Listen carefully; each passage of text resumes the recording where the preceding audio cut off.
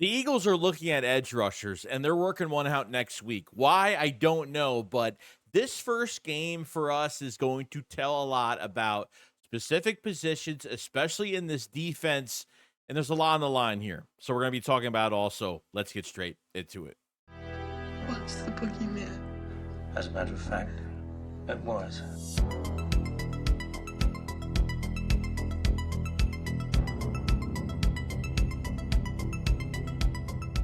Yo, what is going on, guys? I hope everyone's having a fantastic day today. So there is a lot to discuss. We heard from Nick Sirianni, we heard from Fangio. The last couple days of practice, I kind of want to mix in a little bit and potential moves that could happen after this game, because it might actually take one game for the Eagles to at least make a move.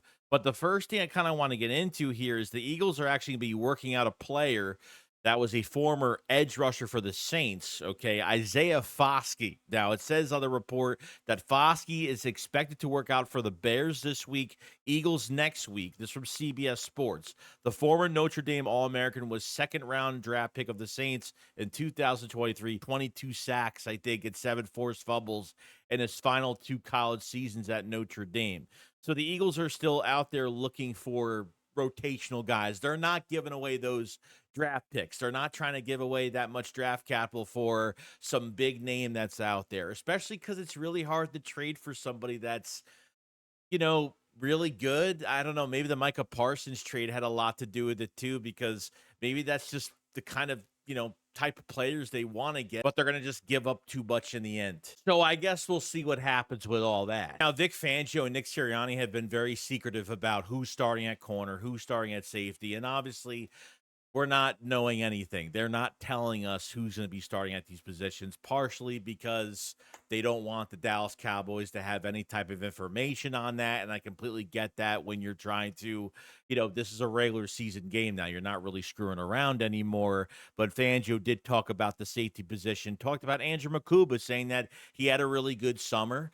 And that some of his injuries, the injury that he had was a major setback, a couple of the injuries that he had where he missed some partial time. But he said this setback was not in the same regard as DeJean when he was hurt last year. So he thinks that Mukuba is way ahead in training camp, as, DeJean was really hurt almost the whole entire offseason program, except for that last preseason game. So Mukuba is ahead in that regard.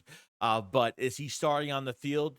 You damn straight he better be. We know what the safety position means at this point. I mean, we know that Reed Blankenship is probably going to get this extension. I mean, he is a captain, and if the Eagles are making him a captain, they value him that much and has a voice on this defense and is a vocal leader to this defense. I feel like that extension is coming, but Mukuba has got to stay healthy. He has got to stay upright the entire season. I understand guys go through these injuries, but we really need him. And this is our second round pick that needs to play, and we need to see what he's got. And I thought he flashed a lot until he got hurt for a second time. And, that just stints somebody's growth when it comes to an offseason program for Andrew Mukuba. Eagle fans, I have the sports book for 2025 and beyond. Today, we're diving into ProfitX, a new sports prediction market. Instead of going all in against the house, ProfitX lets fans wager against each other, creating better odds, more control, and a whole new experience for a wagering world of sports. Profit Exchange offers a base dual currency system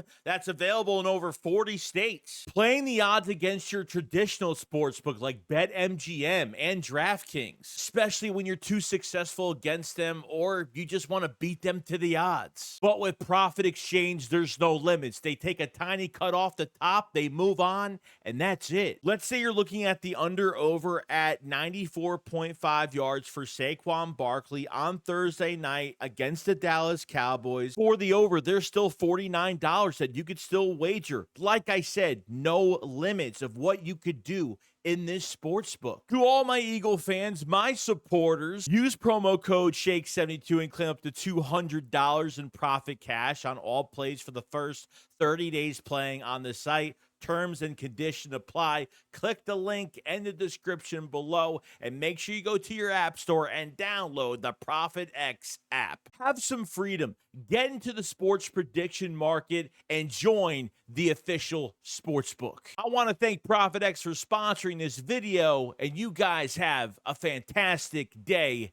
Go Birds. Now, in the point of view perspective of, Vic Fangio on, Jacorian Bennett, the cornerback for the Philadelphia Eagles, I mean, he pretty much said, I like him. He's got good speed, got a good attitude, got a good football brain, showing some good cover ability. I'm sure he'll be out there at some point this season.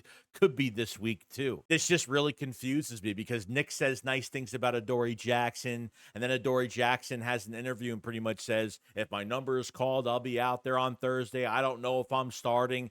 These guys know if they're starting or not. They're not stupid. But Adoree Jackson was working with the starting cornerbacks when the rest of the DBs were working on special teams. So if Christian Parker is taking Adoree Jackson aside and is doing specific work with him, I feel like Adoree Jackson is starting. And I feel like when Adoree Jackson screws up, they're going to put Jacorian Bennett in there.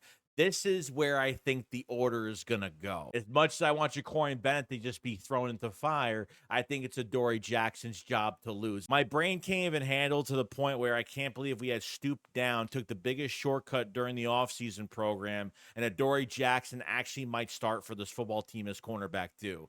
It's absolutely insane. Really, we should be getting younger. After Slay left, we should be getting younger. And we reverted back to this because of the mistakes Howie Roseman made and put too much on the table with Keely Ringo, unfortunately. Now, the Landon Dickerson situation the last couple of days was kind of crazy, as much as we know that he was going to be starting in this game and coming back early from that mild meniscus tear. He ended up on the injury report a couple of days ago with a back injury. It was totally separate from the knee meniscus injury that he had, and it kind of, got us a little scared a little bit. Hence why Kenyon Green was moved to the final 53, and they have Brett Toth there, which we probably don't trust at this point.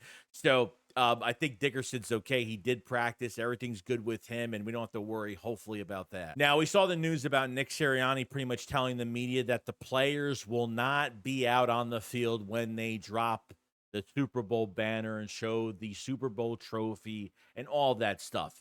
Some fans were actually kind of pissed about it, and for me, I don't want them to be out there feeling all happy and reminiscing. The reminiscing shit is over with. This is a rivalry game against the Dallas Cowboys. I'm telling you right now, the Dallas Cowboys being on that field, seeing that trophy and seeing that banner drop, it's going to motivate them. Micah Parsons or not, that move is going to motivate them to do some damage, and the Eagles need to come out of that locker room and get to work. Cowboys are going to want to, kind of make a name for themselves to beat the Eagles. The Eagles have a big target on their back. They are the defending Super Bowl champions. Every team that tries to beat you, every team that is going to give you their all, every team out there that beats you is going to celebrate like it's their Super Bowl. So the Eagles really need to be on their shit. Now, for the Eagles, special teams is an interesting one because we did see some punt returns the last couple of days. One, obviously, Britton Covey coming back. I mean, why did they bring him back? It has to be for punt returns. I can't see why else they would bring him back. But they did have Jahan Dotson on punt returns. And I think the Eagles feel more comfortable putting him there because they have John Mechie and they have Darius Cooper. When you have two guys back there that they feel really good about, I think they feel like they can put one of their big-time guys from the offense in that position, and Dotson could be the second punt returner. Maybe he's the number one, I don't know, but I still think it's Britton Covey. And really the last piece to the puzzle, which we're really going to monitor the next 4 to 5 weeks of the regular season because the schedule is going to be so tough facing KC, the Rams, Tampa Bay, is going to be Kevin Patullo, the new offensive coordinator, a guy that's been around here for the last 4 years, good relationships with Nick Sirianni and a lot of the players, especially very good relationship with Jalen Hurts. The offensive line loves him and loves what he does. We'll be calling plays from the sideline for the first time for this team as a offensive coordinator on Thursday night. And like I said, there might be some things that aren't pretty on Thursday because the Eagles are knocking off rust. Come on, guys. It's going to look ugly in some aspects because I don't care how many times they could practice. I mean, you don't play your starters in preseason, you're going to pay for it and hopefully they knock it off pretty quick. And we're going to see what he does with this offense and the usage of players and snap count. And we'll probably go over all of that. But this is going to be a 4 to 5 week thing. Don't expect this team to beat the Cowboys by 5-6 touchdowns or, 43-6 or something like that, 41-6. It's not going to happen like it did last year. Sometimes these things take time. I mean, you know that your defensive coordinator, Vic Fangio's locked up until he retires and doesn't want to coach anymore, which is a great thing. But with Kevin Patullo, can we keep him more than 2 years? If it goes well, I mean, I would like that. I mean, for once, I would like to keep an offensive coordinator in the building for more than a year. Would be a great thing. But, Patullo will be not on the hot seat, but prove to me why you should be the OC. You've been around this team. You have relationships. You help out with play calling at times. I mean, you're the passing game coordinator, so you know how to treat these wide receivers really well. Will he run the ball a lot? I mean, I'm hoping so.